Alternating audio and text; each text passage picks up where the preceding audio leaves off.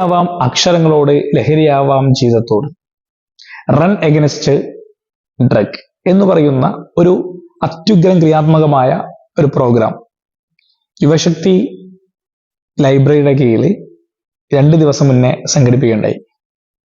അതറിഞ്ഞ എനിക്ക്, അത് കണ്ട എനിക്ക് വളരെ സന്തോഷം നൽകി. കാരണം നമ്മുടെ സൊസൈറ്റി ഇന്ന് ഏറ്റവും കൂടുതൽ ഫേസ് ചെയ്യുന്ന പ്രോബ്ലമാണ് ഈ ഡ്രഗ് അഡിക്ഷൻ, ലഹരി, അതുപോലെ തന്നെ കുട്ടികളുടെ ഒരുപാട് പ്രയാസങ്ങൾ.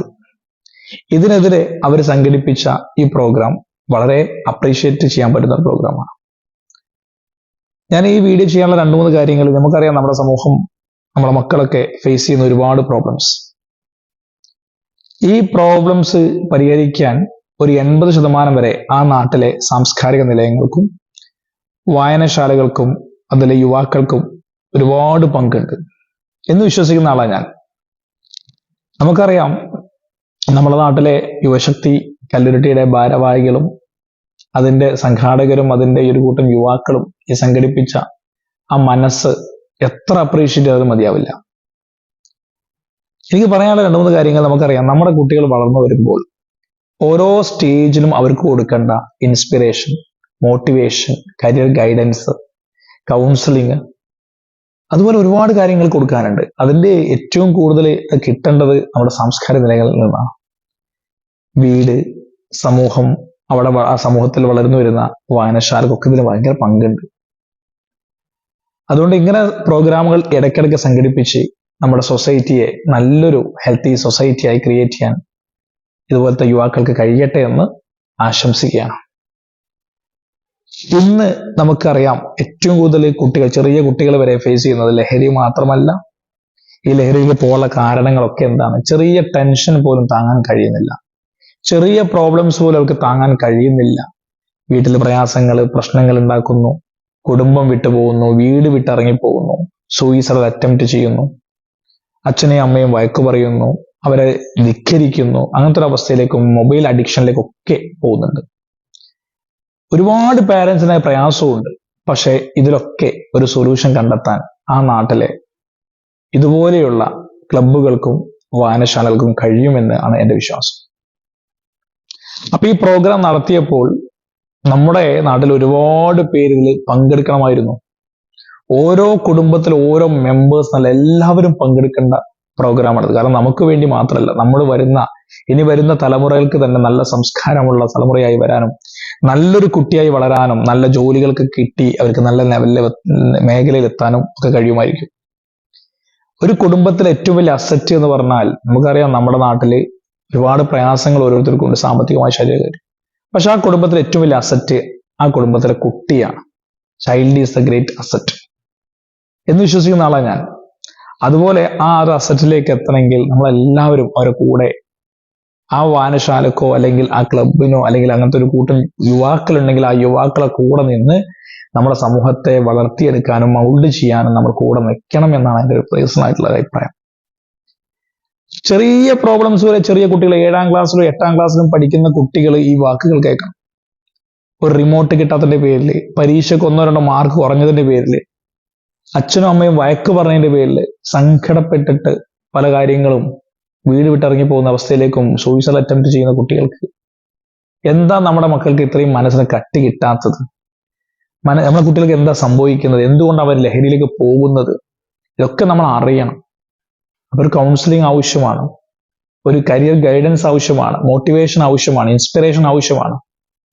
അപ്പൊ അതൊക്കെ കിട്ടണമെങ്കിൽ ഈ വായനശാല ഇപ്പൊ എടുത്ത പ്രോഗ്രാം പോലെ ഒരുപാട് പ്രോഗ്രാം ഇനീഷ്യേറ്റ് ചെയ്ത് മക്കളെ മൗൾഡ് ചെയ്തെടുക്കണമെന്നാണ് എൻ്റെ അഭിപ്രായം.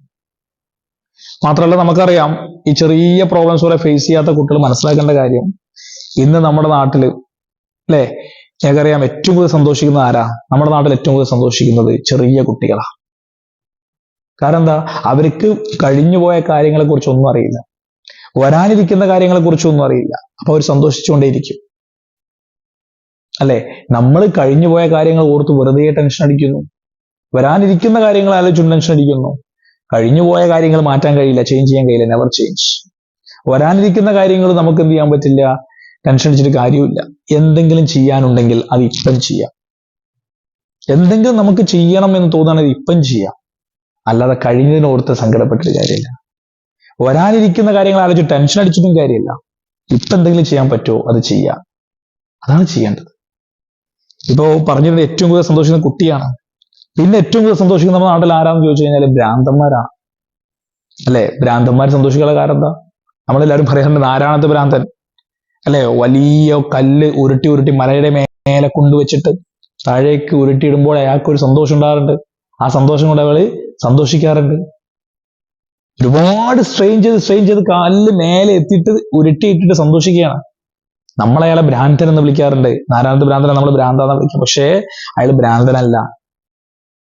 അത്രയും റിസ്ക് എടുത്ത് മേലെ കൊണ്ടുപോയി താഴേക്ക് ഇട്ടിട്ട് അയാൾ എന്ത് ചെയ്യാണ്? സന്തോഷിക്കുകയാണ്, അല്ലെ? സന്തോഷിക്കുകയാണ്.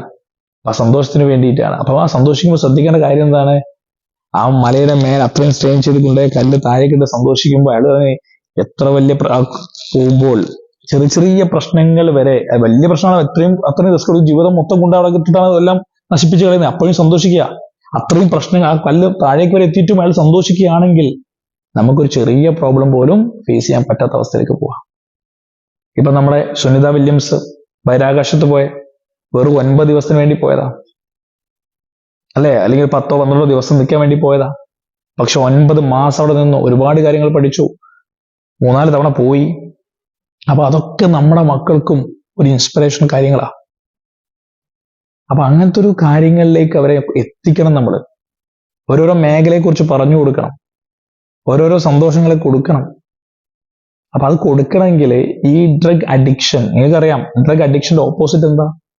ഡ്രഗ് അഡിക്ഷന്റെ ഓപ്പോസിറ്റ് എന്താ? അഡിക്ഷൻ, അല്ലെ? അഡിക്ഷന്റെ ഓപ്പോസിറ്റ് എന്താന്ന് ചോദിച്ചാൽ കണക്ഷൻ ആണ്.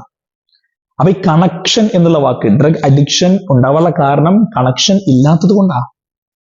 അപ്പൊ ഡ്രഗ് അഡിക്ഷൻ ഇല്ലാതിരിക്കണമെങ്കിൽ കണക്ഷൻ ഉണ്ടാക്കിയെടുക്കണം. ആ കണക്ഷൻ ഉണ്ടാക്കിയെടുക്കേണ്ടത് ആരാ? നമ്മുടെ നാട്ടിലെ സാംസ്കാരിക നിലയങ്ങളാണ്, ലൈബ്രറികളാണ്, യുവ സംഘടനകളാണ്, യുവാക്കളാണ്. അപ്പൊ ഈ കണക്ഷൻ എങ്ങനെ ഉണ്ടാക്കിയെടുക്കുക?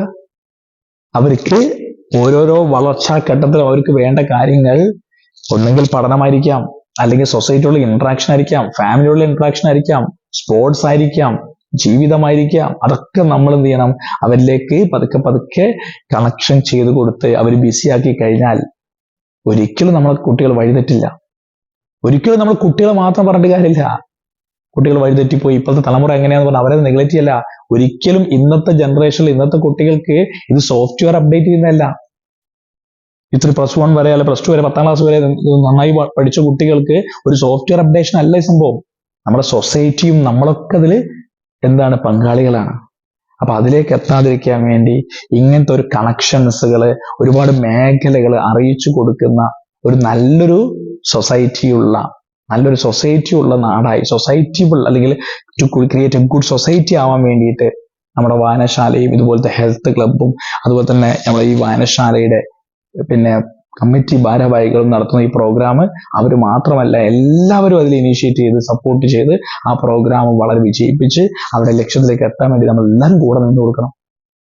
അങ്ങനെ ആയാൽ മാത്രം നല്ലൊരു തലമുറ നമുക്ക് വാർത്തെടുക്കാൻ പറ്റുള്ളൂ, നല്ലൊരു ക്രിയേറ്റീവായ സൊസൈറ്റി ഉണ്ടാക്കാൻ പറ്റുള്ളൂ, നല്ല ഹെൽത്തി സൊസൈറ്റി ക്രിയേറ്റ് ചെയ്യാൻ പറ്റുമെന്നാണ് വിശ്വാസം. അപ്പൊ അതിലേക്ക് അടുത്ത് വരുന്ന ഓരോ ഘട്ടമായ പ്രോഗ്രാമിലേക്ക് എല്ലാവരും സപ്പോർട്ട് ചെയ്യണമെന്ന് ആത്മാർത്ഥമായി ഞാൻ പറയുകയാണ്. ഓക്കെ.